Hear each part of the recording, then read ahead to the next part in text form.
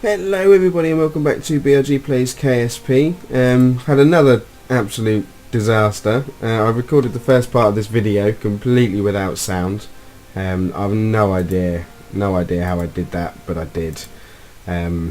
So we're going to jump in as we've just managed to get ourselves a probe up out into orbit. As I said in the last video, we'll be doing a satellite probe mission this time. And we'll just take those back. Those are obviously the launch enhanced stabilizer enhancers that we used. So here we go. Here we have the probe Mark 1 or Mark 2. Sorry, this was in fact the Mark 2. So we'll go ahead and fly this. Pushed it out into orbit. Basically exactly the same stage as launch stage as a Rooster. Pretty much. Not sure why that's all glowing red. Are they still hot from the? Yeah, I guess that's still. Does it give you any kind of temperature? No, it doesn't. Oh well. Why is that glowing red? I've never seen that before. Oh, hang on, is this the heat overlay or something? No, because that's clearly hotter than... Alright, not sure why it's doing that. Not noticed that before. I've seen those glow before to say, look, we're really hot. But I've never seen the other stuff glow up. That's a weird one. Anyway, we've got ourselves into orbit. What we did is we took a mission to put a satellite up into orbit, which is what we needed to do. And pink screen of death. Oh my days, back in a second. So as you can see here, this was the mission that we took. We need to get ourselves, it's a geosynchronous orbit, which means that we will be travelling at the same speed as the planet is revolving. So yeah, that's the idea. So basically, if we got this up and stuck it straight above KSC, it would just follow KSC all the way around. Although I'm not sure why it's done it on this kind of inclination, but there we go, it has. So what we're going to do is we're going to find, and because we can't set this as a target, there's nothing we can do to this. We're going to find the descending node and the ascending node on here, try and draw a bit of a straight line to it, and just pop a maneuver on just to change our inclination.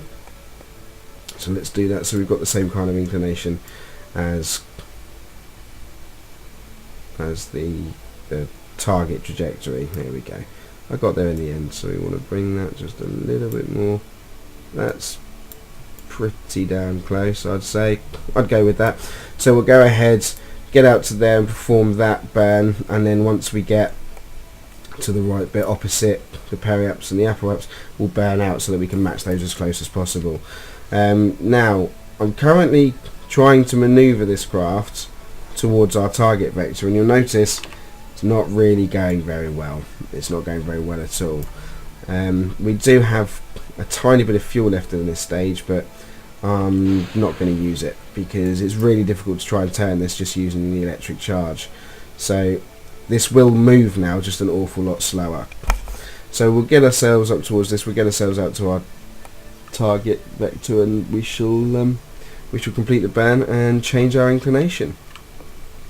I don't actually know why I put a target on there or anything like that, because I could have simply done it from just using the anti-normal. Let's just stop that there. The anti-normal vector marker. But there we go, I didn't. I'm using maneuver nodes as well. I'm used to it, so yeah, it's fine. It's not sure how long we're going to burn for, so we'll just pop that up quickly, about 25 seconds. So it's a nice slow burn to get us down, or to change our inclination rather. So about 15 seconds, or maybe about 12 seconds into the node countdown, and we shall burn. Yeah, it's pretty close to it now. As always on the dark side, I really need to learn to remember to put lights on these things so that you can see everything I do whilst we're doing it. But there we go. It's not the end of the world.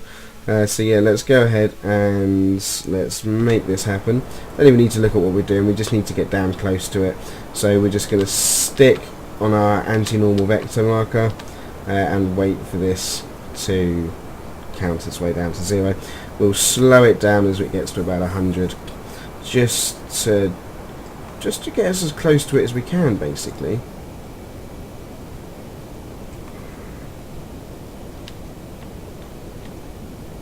And now it's going up, so let's kill it off. What's that done first? Maybe a little bit too much. maybe, yeah, it's a little bit too much we've done there. So let's just, me not paying enough attention. Let's, yes, whenever you're ready. Come on, move.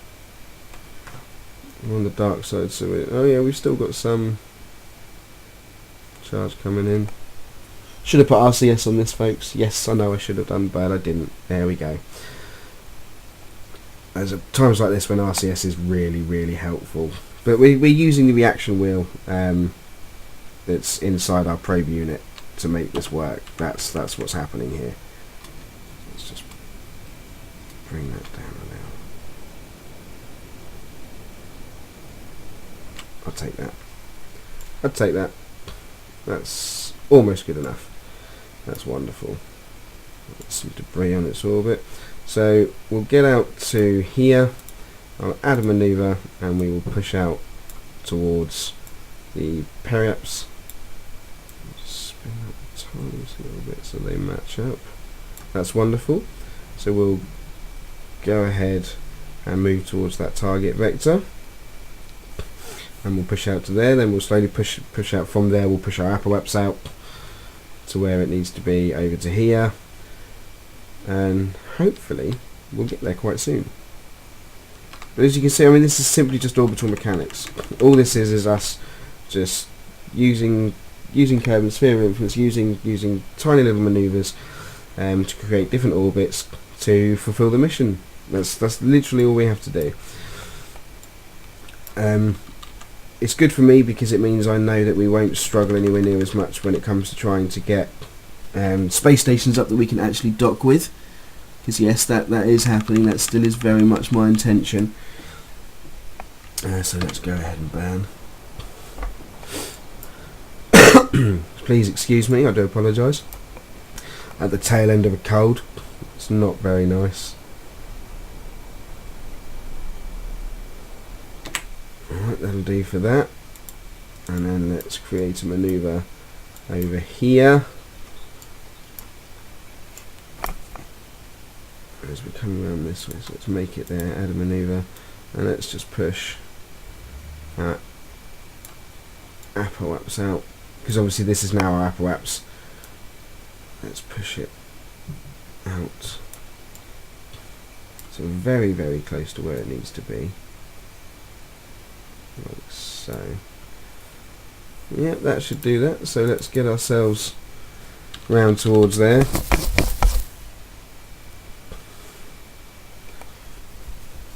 Oh, hang on a second. It would probably help, if I got ourselves on the target vector. Yeah, that would make a bit more sense before we go ahead and time warp to the location, because how long it actually takes us to get to our target vector. Cannot believe I left RCS off of this. And there's BRG being his same old useless self of forgetting stuff. I can appreciate it's probably quite funny for some of you watching this who do play Kerbal and are quite good at it, that you're sitting there watching what I'm doing and absolutely screaming at the screen because I've forgotten to do the most simple, basic, rudimentary things that'll actually help us get anywhere. I know I certainly did with some of the people I watched. I watched some people. Oh, missed that. Okay, let's just burst that out. Whoops. My bad, folks. My bad. Yeah. Push out. You see now that? It's quite close to where we need to be. Maintain stability for 10 seconds. I think we've done this. I think we've done it. There we go. Mission complete. Okay, now it wasn't. I know it didn't look exactly as it suggested it would, and it does say as little deviation as possible. There really wasn't a lot of deviation. There's only a few hundred meters in it, and in space with the delta V that it takes to actually gain that, it's not an awful lot. So yeah, there we go. We have mission complete. I think that's just us another couple of 100,000. We might actually be above 1 million credits. We might, and that's it. We're just going to leave that up there. That's it done. We got 100. I'm pretty sure we're going to be close to 1 million credits. So yeah, so we press escape, go down to the space center, and that's it. That's it. Mission completed. We now currently have, at this very second in time, a probe out orbiting Kerbal doing what it should do, which is excellent. It's really, really pleasing. Now it's decision time. Now we've got to think about what we're going to do. We've got a lot of science, an awful lot of science, and we do need to spend it. We do need to spend it, but we need to decide what we're going to do. Are we going to go for a fuel station outside of Kerbin to try and help us get out to Duna with plenty of fuel? I do almost expect the Duna mission to break the game, to make us run out of funds and everything. I'll be doing a lot of missions off screen just to try and get funds back up, because I think, you know, there's no way I'm going to get on the first attempt.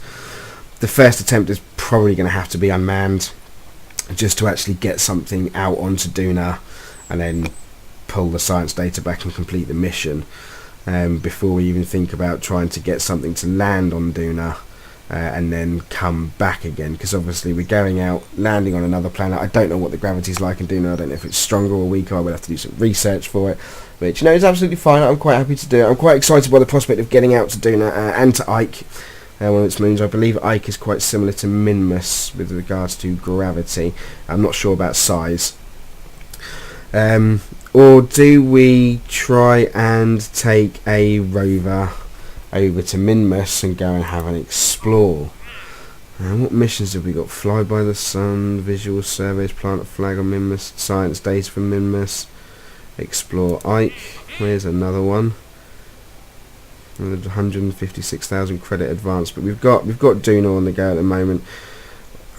We've got Duna. The argument says we should take Ike as well, because Ike is Duna's moon. Rescue Jesse Kerman from orbit of Minmus. So this is a docking mission, or such a docking mission, get a craft close to this Kerbal who's stranded out in Minmus, and then take control of said Kerbal and fly him over to the craft and get him back again, which is probably easiest to do with an unmanned probe. Probably. Let's see, science data from surface of Minmus, plant a flag on Minmus. Satellite. Right, we're going to take the flag on Minmus, and we're going to take science data from Minmus. We're going to head out to Minmus, but we're going to do so with some kind of rover. And I've just said we're going to do it with some kind of rover.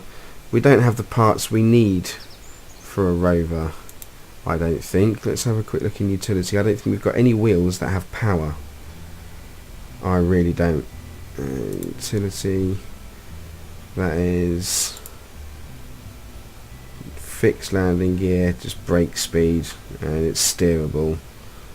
We don't have any gear for a rover. We don't have any of the parts we need. So let's go and have a look in our tech tree. We've got 900 odd science. It sounds like a lot, won't get us very far. Really won't get us very far. Advanced electrics, miniaturization, precision engineering. No. Where's the rover parts? Advanced landing. Brakes. No, they're just brakes. They don't actually get. They're not powered at all. Is that here? High performance fuel systems? No. Okay, it just looks like it from a little picture of a rover. High altitude flight. Advanced landing. We don't want that. Command modules. Specialized control. No. Where would it? Heavy landing. No. Are we going too far out into the tech tree to get what we want? Well, see, this surprises me. I'd have thought it'd have been a little bit earlier on, getting rovers and sort of composites. Yeah, structural panels. See, that's a rover part there. The composites, different panels to build a rover with. Actuators, no. Large volume containment. There's no idea what that is. Advanced there we go. Oh dear. We are a long way off of being able to build a rover, it would seem. That's a real shame, unless field science. So perhaps not quite so far away from being able to build a rover. Built-in motor. Probodyne Rovemate, yep, okie doke, and external command seat. Okay, so basically we need to buy this, and this to be able to get this. So we need to buy that. We need to buy that. That's got the drogue chute, so we do want that. We do want the drogue chute. There's no two ways about that. It's much better. It gives us a larger heat shield as well. And we don't actually need to buy advanced exploration to get that, so we'll go ahead and buy that. That's fine. That's got us the most of the bits we're going to need for our rovers. Command modules. I want to buy it because I want to be able to take up more than one Kerbal at a time, so I'm just going to do it. There you go, I've clicked on it. There's probably lots of other things that I could have been spending our valuable pennies on, but for now it's going to be that one, and I'm thinking advanced electrics as well would probably make sense for the rover structurally. Yeah, let's go for advanced electrics. Let's just buy it. That's that done, and we're almost out of science now. That's not going to serve a purpose at all. Advanced construction, it's not really going to serve a purpose. Miniaturization is not really going to do anything that we want. Although, is that docking? No, it's just an adapter, stack separator, and docking port. Yeah, we'll take the docking port. We'll take the docking port, and the reason I've done that is so that we can go ahead and start with the space station, even if it is with the smaller parts, just to get a feel for it. So let's head out to our space plane hangar. We're going to have to upgrade it because I don't think I'm going to build a rover. I can't build a rover there. The rover's got to be built in here. Yeah, we're going to have to build the rover in here and then pop it on top of the rooster to get up, so we could be adding some serious weight here. And we could also hit our parts.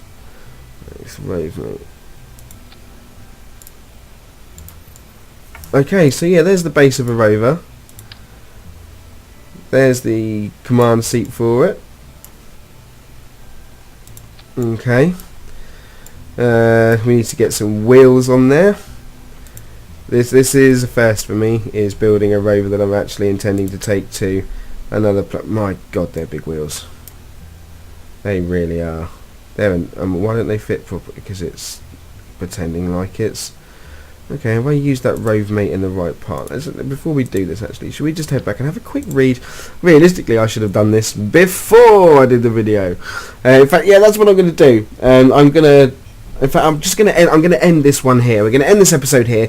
I've got a couple of hours to myself, so I'm going to have a little play with everything. I'll end this video here. It was a really quick probe thing. If anyone's got any questions about probes and stuff, please feel free to ask. You know, you saw what we did. It's quite simple. You just get up, match orbits, and away you go. That's mission complete. And we do now have the Mark II probe up in orbit currently, and it's going to stay there for as long as it needs to be. Yeah, that'll do. I'm going to go and play with rovers and see what I can't put together. And then I will come back and I'll show you the build. I won't just go, oh, here's what I've built. I'll be like, yeah, okay, so I've got the idea, I've got how they work. This is how we're going to go and build a probe. Sorry for the short episode. I know it's quite out of character for me. It would have been a lot longer, but like I said, we lost a good 20 minutes worth with no sound. I have no idea why that happened. It did. I'm rambling once again. I'm gonna bugger off. I've been BRG. Thank you very, very much for watching, and I shall see you all later.